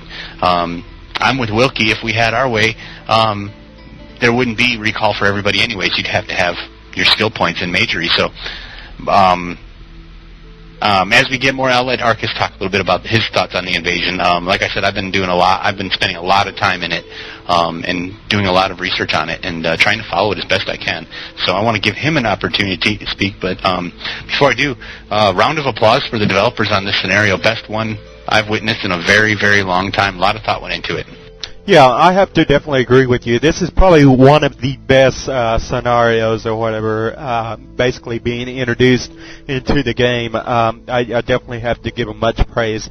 You know, I can't really say many bad things about it. I really love where they're taking this whole scenario and everything. And I will really be interested to see where else this goes and everything, because really, I love the fact that they're throwing in new twists and turns into this whole scenario. For example, I think, I don't know if they're still doing this or not, but last week, I think it was either last week or the week before, that some of the generals and stuff like that were pulling in players towards them, and, you know, that would create such havoc on some of the players. They weren't expecting that. So that was very interesting to see happen, because I don't think we've ever witnessed something like that happen before. So a lot of people were thinking this was a bug or something like that, or something of that nature. But yeah, I really love this. Also, I do want to throw out there and point out that the Ophidians are now coming through the moon gates. The moon gates, yes, that is correct. So they're now invading the moon gates, and I don't know where they're coming out at, but my guess is that, you know, the moon gates can go anywhere pretty much. And so if they're going through the moon gates, they might very well pop out in Luna and start invading Luna or something like that. And that could be really interesting to see where these Ophidians start popping out at. Let's see, Arcus, let's hear from you. Okay, I totally agree with Spider on this. This is a great time. This had a lot to do with why I'm playing so much now, and I know Lucid's back into it too. The fact that they start out slow, and okay, they had the whole Inu the Crone type of debacle there where they sort of stopped it, and Mythic came along and sort of interrupted things, but wow, what a great comeback. You know, the advancement of it. I like the little items that they're dropping. Hopefully they'll be useful. At least some of them. I know it's always kind of cool to collect little trinkets from the different things that happen over the years, different things with Cesaria's history. So we've got the rations, we've got the orders, we've got the books, the journals. You've of course got vanquishing power, mystic, you know, those different weapons. You've got a couple unique weapons, the Berserker, Ophidian. Bardishes. You've got that one special named Bardiche, and I haven't seen that actually either in a screenshot or obviously I haven't seen it in real life, because that would have been the first thing I said today. But yeah, if I remember back when they were doing the Brit invasion, Spider brought this up. I can see where that was sort of a precursor to this. So they did the Brit invasion, and it's supposedly with the advanced spawner, and they spawned some stuff, and there was some power and vanquishing weapons, and that was kind of cool. People collected those, and then I guess they made true on their statement that somewhere along the line we'll be able to do something with them. Okay, well now we can do something with them. We're able to use those to fight the Ophidians, and they have a little bit more oomph to them than a regular weapon would. Obviously, Ophidian Slayers work pretty well too, that I've learned. So they made good on that. Okay, I can scratch that off my list. I was whining about that, and that one's done. But the statues that are at the bridge to get into West Brit, I guess what they may have done is use that data to build up some statistics on how well the invasion is going. So they look at how many Ophidians are killed, and they draw a trigger based on how many are killed. And once that happens, they progress the spawn a little bit more. They progress a little bit more. You know, now they're invading the moon gates. So, right, Spider's right. It was kind of goofy that they threw up this little statue that told you how many lizard men were killed or whatever. But I think what they did was maybe use that as a stepping stone to develop now trigger sessions that trigger different things that happen during the invasion. What a great time I'm having. You know, as soon as I get done this talk show here, I'm going to hop right back on and go back in and try and get some more loot and more junk and more stuff to play around with. And you know, they're dropping some good regs, 10, 15 a piece, and people seem to be leaving those on, so I'm definitely picking those up. You know, oh my God, what is it? The shaman generals. you just sit there and you whack on them, and they heal themselves. It's like, oh my God, I'll never get this guy killed. But then more people join in, and hey, come over here, we need your kudashi, bring that in here. People bring the white worm, and I see a lot of community interaction here between everybody, and it seems to be a really positive thing. I'm sitting there fighting, and somebody came up to me and said, "Here, try this. We'll kill him quicker." And it's like, wow, that's kind of cool. That's the spirit of it. Somebody coming up, and I'm fighting there with a lame weapon. I'm doing the best I can, but he's like, "Here, I got this. Use this. We can kill him quicker, and get this over with." Cool. That's exactly what I think a lot of the developers want to do, and that's exactly what it's accomplishing. Back on the recall thing, I'm in full agreement with Wilkie. I don't particularly like the recall. I love the fact that Siege, when I play on there, when I used to play on there, running around and seeing people running around. That was cool. That's one of the things I liked about World of Warcraft. Wherever I ran, it seems there was somebody else running the other direction. Not everybody could get everywhere with just a flick of a switch. And getting rid of recall, especially in these zones, is creating that sort of community is one word I'll use, I guess. Everybody sort of runs to the battle, and you just don't pop in and do your thing and pop out. You have to get there, and you pass people, and then you see people fighting, and they're doing okay, so then I move on and get to the town and do some more fighting. It's a heck of a lot of fun. I nothing bad to say about this at all. This is awesome. Most definitely, I have to agree with you. Whenever you're running around on foot and everything, your chances for encountering another player is a lot more likely than, popping in and out. Because, that's the thing that really, kind of disappointed me about the direction which Ultima Online was going in. The key word was, the fact that you would see somebody for maybe 5 seconds and then you never see them again. It's like, wow, okay, yeah. And so then, now you're going back to a system where you basically encounter people because a lot of people are running in this general direction now. It's like, wow, here's so-and-so. Oh, I've never seen this person before. And when you're working together to take down a Ophidian or something like that, you're actually talking amongst yourselves for a change. It's not like, oh, this spawn is mine. Go away. This is mine. You can't get over here. You cannot have this one. Go find your own spawn or whatever. Well, guess what? You're going to need some help, with these kind of spawns and stuff like that. Because, it's too much for one person alone. So yeah, it's definitely bringing community together to where people are working together for a change, rather than saying it's mine, go away, I don't want you here, la la, or I'm gonna go page a GM on you because you're attacking my spawn and everything. And believe it or not, I've actually seen people like that, and that really, really turned me off away from the game and everything, and I'm really excited about the fact that they're doing things to encourage people to work more together, and I hope we see more of this in the future. Go ahead, Spider-Bite. Let me ask you before we go and turn it over to you, is this happening on Siege Perilous too? Oh yeah. Yeah, the Siege is getting, except Siege has a special twist to it. Because the guard zones are dropped, we're having our own special fun. It's not just fun for the people who are PVMing together and stuff like that, and the safety, of their insured items or anything like that, because there's no insurance. Now there's no guard zones, so the PKs are having fun too. Meaning there's lots of PvP action on Siege during these, where you have the PvP groups going in trying to, of course, kill the people trying to defend it. For the most part, people are working together on Siege. You have a few of the evil PK guilds. Not anybody's I would know about mine, that are trying to hinder the efforts, so to speak, in a role-playing reasoning, of course. But it's been a lot of fun on Siege, a ton of fun.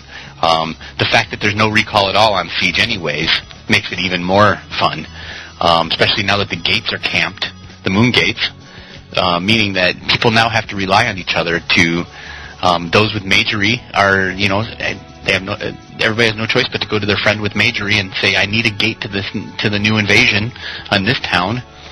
They're helping each other out. and or people are learning to use boats. Finally, I've seen more boats out on the ocean with people on them on Siege than I've seen in a very long time. Or ever, actually. I'll take that back, ever. Since 8x8 was pulled out of the game, I haven't seen anybody on the ocean except for maybe another fisher, and like myself. In general, you're completely right about people working together. At first, I was a little bit wary about whether that was going to happen or not because the spawns were light.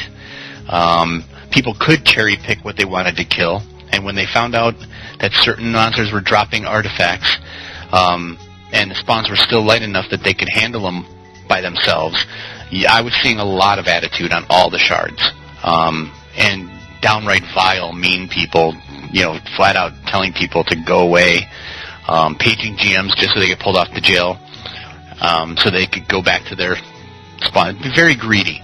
Once the spawns increased and the battle started getting a little hectic, just like in any other kind of battle, in real life or whatever, people started pulling together going, whoa, we can't do this on our own anymore. I guess we do have to look for help. Even the people who claim, I don't play UO to interact. I play because I like to solo play it. They don't have a choice anymore. They're either sitting in their house crafting or they're going out and they're learning to teamwork. So another big, huge reason that I love this scenario is that it is pulling people on all the shards together. Late at night when I'm on by myself, I'll go off to one of the invasion sites, and somebody that I normally would be attacking on site, he or she and I will sit with a bunch of other groups of people that are just happen to be on late at night too, pull together as a team and work on the spawns for a while until we go back to our original roles and start trying to kill each other, as well as the Ophidians. But anyways, yeah, I hope that answered your question. Yeah, I'm really glad that Siege Perilous isn't being left out on this one and everything, because now that the scenario is going in the direction where it seems to be that the Ophidians are converging on Scarabray, and that they also are appearing to be going through the Moon Gate to go into other cities and stuff like that. I find that really interesting because of the fact that now you have to be kind of careful around the Moon Gates, and rather than just running up to a Moon Gate, there's actually been complaints on U-Haul saying, oh well, I didn't expect this. Well, guess what? Expect the unexpected now. Always be vigilant. Always look over your shoulder now, because you never know if the Ophidian's sneaking up on you to get a stab at you or something. So you got to be careful now, like before. Yes. So you got to watch out for that. You got to watch out for that nasty Ophidian. But what I like also, and what I'm kind of curious about is what are all these little slippery snake skins all about? The little trinkets and everything. While that's cool that they're dropping something, what real purpose or use does it have? So I'm kind of wondering about that. Is it going to have a purpose later on down the road, or what? I mean, let me hear some of your thoughts on that. Do you think it'll have a purpose? Argus, go ahead. Well, I'm thinking snakeskin boots. That's what I'm thinking. I don't know. The orders seem to me to be a little bit collectible. I heard somebody talking on Chessie that they thought or heard somehow through the rumor mill that the journals were going to be something where you collected them and you actually did something with them. Obviously, you can't read them. I don't even know whether there's any, Ophidian to English translation. I'll have to Google that later. There is. See if there is. I know that there is. Yep. Well, there's not quite, but there's a Ophidian alphabet. But the only thing is that we do not see those characters being used in the game of Ultima Online. It would be kind of cool if they did somehow put those characters into the game. I'll have to pull that up for you later on. But yeah, there definitely is an alphabet for the Ophidian language, but we just haven't seen that being used. For example, over on the UO.com website, we've been seeing the runic font being used a lot, but we haven't seen the Ophidian font being used. It would be kind of nice if these runic fonts and the Ophidian fonts were being used in the game, and then we could actually try to, figure out what are they saying, Let's see, Spider-Bite, go ahead. Yeah, I think as far as some of these items that are being dropped, like the slippery snake skins and stuff like that, and the journals and whatever, I think we learned our lesson, as Arcus touched on earlier, from the Brit invasion, that eventually we may need this stuff down the road should there be another scenario. Or even to end this one, there might be something if we don't have enough slippery snake skins or whatever to finish it. Who knows? I mean, at this point, I think a lot of people who are, especially people like me who have been running around for ever now, trying to get our hands on a better vanquishing or mystic weapon, because we tossed them in the trash after the Brit invasion because they were worth nothing, except for maybe 1 or 2 souvenirs. Are kicking ourselves going, okay, I'm not throwing nothing away from this event because we may need it in the next one. And it's a good thing that the generals were dropping the same weapons, or we'd be in a lot of trouble right now, because people would be, you can guarantee the Luna vendors would be selling them suckers for, 50, 60 million a pop, and people would pay it just in order to participate, especially when the rumor was that you couldn't get an arty from a berserker unless you hit it with a mystic or a vanquishing weapon. You pretty much bet your bottom dollar that people over in Luna were going to be charging a fortune if these things hadn't dropped during the scenario. So I'm glad that they did put enough foresight into it to think, well, maybe they didn't catch on to our hints during the Brit invasion, or if they're like me, who had a lot of fun the first 2 days in the Brit invasion and went, okay, I'm sorry, doing the same thing over and over and over again is still the definition of insanity to me, so I'm done with this invasion. Have a great day guys. So yeah, I'm not left out. I did find a couple of vanquishing bows that I'm very happy with after a lot of searching finally, but now I'm holding on to everything. I've got a special chest just aside for that stuff. Very interesting. And who knows, maybe they'll make a special recipe for the slippery snake skins, but to me, whenever I hear that, I always think of a banana peel that you throw in someone's general direction for them to slip and fall on. But go ahead, Arcus. Oh my God, Spider, you did exactly the same thing I did. I went out, got a special chest, bought a very special metal chest just to keep all the Ophidian stuff in it. Oh my God, I'm doing exactly the same thing. But the one thing I noticed is that my character seems to be gaining like crazy. I'm using an old Dexter that I had sitting around, just sort of not collecting dust, but haven't touched him in a while. And, he's going to be, by the time this invasion is done, he's going to be like 6X legendary. It's awesome. I'm just getting great gains. I guess, it's just the fact that I'm using him so much, and it's just fight after fight after fight. Oh my God, I died, run back and get a heal and come back and just fight and fight and fight. It's so awesome. I just love it. But, we don't know what we're going to be able to do with these things. Maybe in a year, maybe in 6 months. We might need these orders. We might need the slippery snake skins, the oil the tanks, and wait, not the tanks. We don't have tanks in UO. Not yet. The cannons. Yeah, that's it. The cannon wheels to roll them forward to the battle. I don't know. That's getting a little crazy right now, but. Yeah, who knows? Maybe the Avatar go 2,000 years into the future, and maybe we'll have tanks. But no, I hope not. Let's see. But yeah, it's really interesting to see where the Ophidian invasion's going. So, I mean, like I said, it appears that they're converging on the town of Scarab Ray. So I think that's really where we need to go. I hear it's pretty thick over there right now with the Ophidians, and that they're just crawling all over the place. So maybe that's where we need to be going, Arcus, after this show's over, and maybe me and you ought to get together, maybe Lucid over there, and go slay ourselves a few of them Ophidians over there. What do you think? All right, sounds good. We can definitely do that. I think it's really cool and really important, Spider mentioned this, that the invasion isn't just something that's sort of happening and it just sits there and it produces monster after monster after monster. And yeah, they drop some things, but for the most part, nothing's going on. It seems like, week after week, Friday comes and, here comes something different, something changes. And it seems like it's changing, over the weekend, which is really cool, giving a lot of people time to get involved and join in. And just on that note too, one of the other complaints was, why are they doing this patch on a Friday night? And I don't understand. I've seen it the opposite. They do some sort of patch on a Monday at 7 a.m., 8 a.m. when I want to say the majority of the United States players, I don't want to count out the European players and the guys from Australia and all the other countries around that are playing this, obviously. I think the Asian shards have some sort of different thing going on. I don't think they have this at all at this point. But, what a better time. I can't think of a better time to put this in. On a Friday night, it's 11 o'clock, 10 o'clock, when most of their players are playing. They take it down for an hour. They did it right.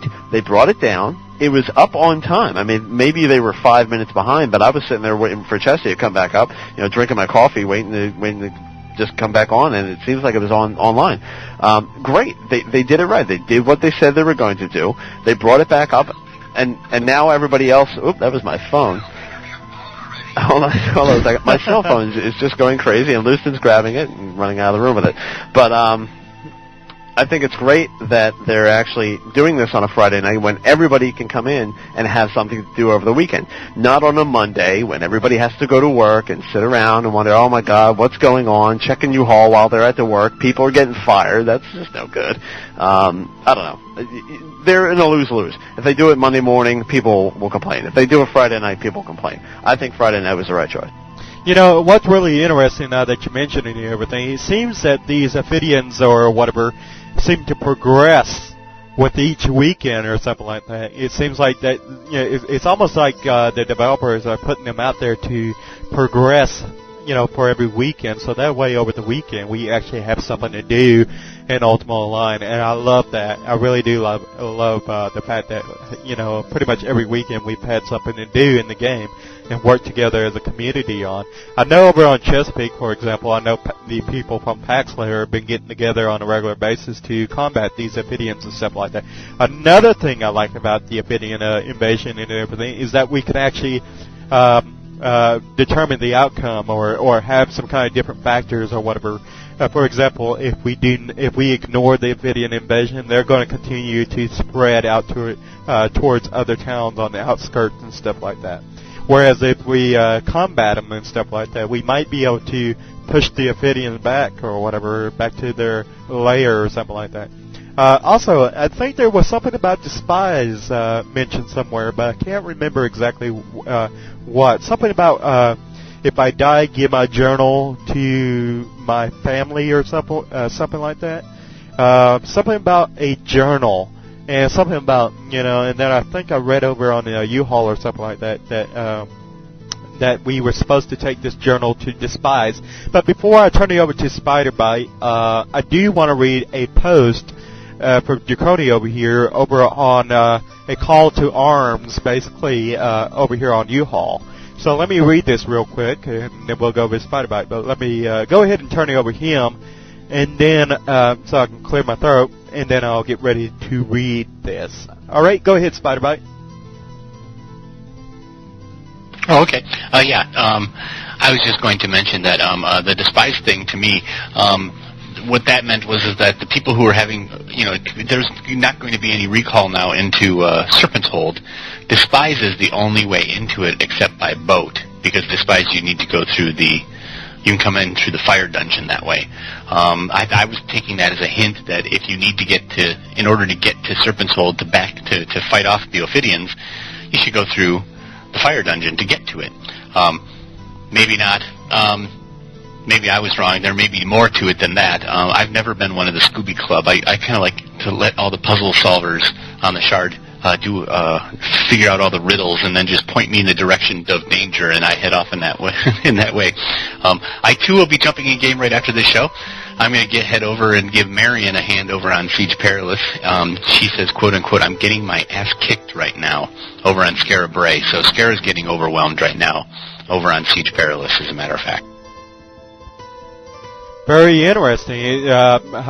Here, let me quickly pull this up. I'm kind of closing out some of these windows that I've already kind of gone over and stuff. Looking for this post. Okay, yeah, here's the letter from Draconi.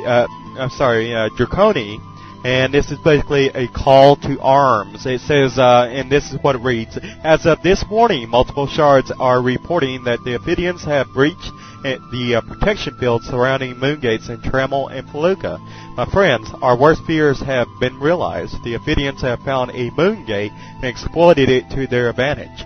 Our best intelligence indicates the Ophidians pulled back their forces a few days ago for a short regroup, after which they've begun marching at a fair pace through Papua and conquering each part of the city as the day progressed.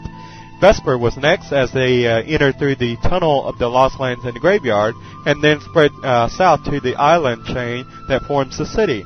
Once they crossed over to the bridge, they began moving in a easterly and northeasterly direction, island hopping until they captured each and the smallest, even the smallest island east of the bank. After securing Vesper, the Vidians were sighted at the fire dungeon entrance at Serpent's Hole, pushing eastwards and then south through the city. Unbelievably, the Scarab Ray was next. We can only assume that the Vidians took advantage of the ocean currents from Serpent's Hold and somehow landed upon the beach southeast of Scarab Ray on the mainland, since they proceeded north through the city, finally stumbling across a Moongate. We can only thank our worn-out luck that they have never found the one near Minnock. Hint. Perhaps that's a hint. Or they wouldn't have been so strung out and weak. So, in other words, I guess whenever they were in Vesper, I guess they could have very well have found the Moongate from Vesper into Minnock. So, Minnock doesn't have much to worry about at this point, but who knows? Maybe that's a hint.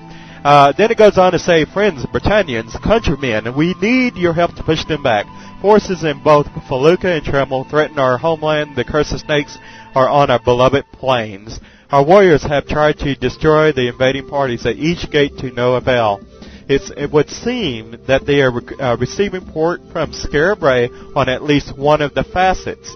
So in one of the facets, whether it be Felucca or Trammel, this is pretty much where their, all these forces or intruders are coming from. They're coming from a Scarab Ray on one of the facets, whether it be Trammel or Felucca, we do not know.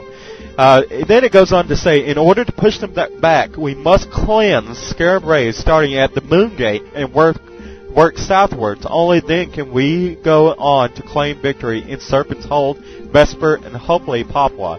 I urge you to stand together in this time of turmoil. So that's what this letter from Ducroni reads and everything. So it sounds like we have to go over to Scarab Ray, or that we need to go over to Scarab Ray and start fighting off the forces or the invaders there and everything in order to push the Ophidians back. It sounds like if we do not do that, there's going to be consequences because they're going through the Moongates. So my guess is that the invasion is going to continue to spread into other cities unless we go to where the heart of the matter is, which is Scarab Ray, and start taking the battle there. So I think we need to get the people from Paxlayer and everything, Arcus, and start, fighting off the invasion forces over in Scarab Ray. Any thoughts on that, guys, as to that? Did you see any hints or hear any hints or anything of that nature that might suggest that we need to go and do something special or anything like that? Go ahead, Arcus. No, actually, I didn't say anything like that, Vice. I'm glad you took the time out to read that post. I didn't catch that. I was looking as you were reading to see if I could find it, but I didn't see that. I guess we're going to have to go to Scarab Ray and really beat these guys back. I've been concentrating in Minnock and just sort of doing the same old thing there. Just trying to fight them back, trying to keep them back at least contained into the town.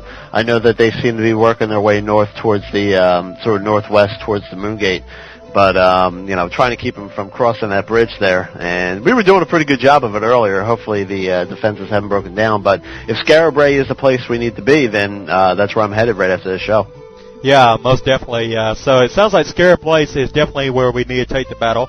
It sounds like they're coming across the ferry over there from Scarab Ray, because they did say southeast. If you go southeast of Scarab Ray, there's that little ferry. So that's my guess as to how they're getting over onto the Scarab Ray Island. They're coming from somewhere from the direction of the crossroads of Britain, if you know anything about that. or know where that is. It sounds like that's where they're coming from, somewhere in that general area. So they're coming over from the crossroads over towards what's the word I'm looking for? Over to Scarabray. Yeah, through the prairie. So let's check that out after the show. Spiderbite, let's hear from you. Oh yeah, I'm going to head over to Scara. I was in Jalome this morning when they first started coming through the Moon Gate there over on Siege, and it was they tended to say that gravitate around the Moon Gate for some reason, so it was rather easy. It was just myself and somebody from another guild, so I was able to kind of lure them away one at a time. My character's really not much of a powerhouse at the moment, having just switched my template all around, but I was able to handle one or two at a time. So I'm going to go to Scara now. I've got a boat set up off of one of the close shores. I was used a lot of my time yesterday in foresight from the hints dropped yesterday about Scarabray and Serpent's Hold. So I went and put boats in different strategic spots all over Siege, as well as marked runes for my gates outside of the no-gate zones.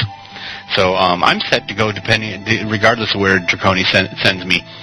Just like from the Kevin Costner movie, Robin Hood, point me towards danger, master. I'm ready. Yeah. Well, I definitely think don't go over Scarabray with just one or two people. Definitely don't do that. From the reports I'm getting, it sounds like it is flooded with amphibians. That is right, flooded. So be careful. Yes, definitely, because you don't want them things to eat you alive or whatever. So we're going to have to get together a party of maybe 10 or 20 people to go over there, because it definitely sounds like it's going to require a small army or a big army in this case. Who knows? But it definitely sounds like we're going to be dying a lot over there at Arcus, or at least trying. Maybe we can get over there and scout out what the real situation is like. But go ahead, Arcus. Luna. Yes, invade Luna. Agreed. Let's start getting people back over to the other city, Britain and stuff like that. Yeah, Luna for the win.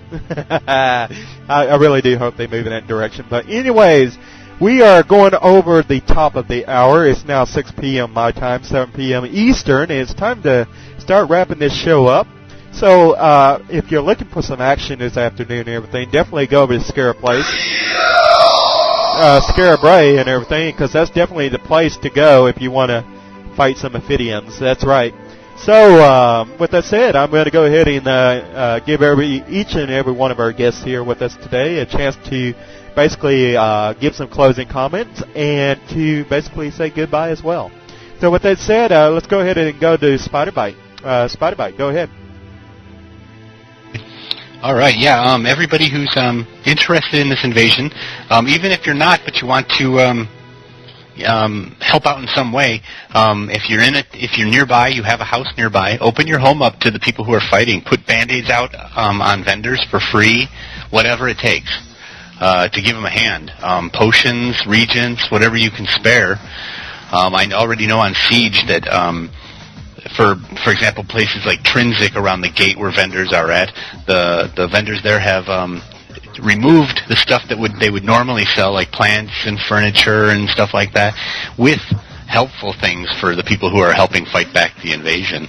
I myself will be heading out to do battle. I want to really quick thank the people from the other shards that I visited these last couple weeks who have recognized me from talking about visiting their shards and the Ophidian invasions on my shows on the weekdays, for suiting me up and getting me equipped so that I could go out and kind of observe their progress on their shards. So thanks to the great folks over on Europa, Great Lakes, and Catskills for your hospitality.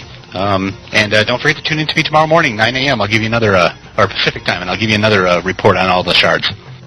Yes, definitely be around for that tomorrow and everything, and we will see you then, Spiderbite. And let's see, last but not least, we have Arcus here with us, and go ahead, Arcus, give us your closing comment. All right, thanks, guys. I really appreciate you allowing me and Lucid to take part in this conversation here today. It was a heck of a lot of fun, brought back a lot of memories. Want to say hello to everybody out there on Chesapeake. I'll be joining the fight very soon.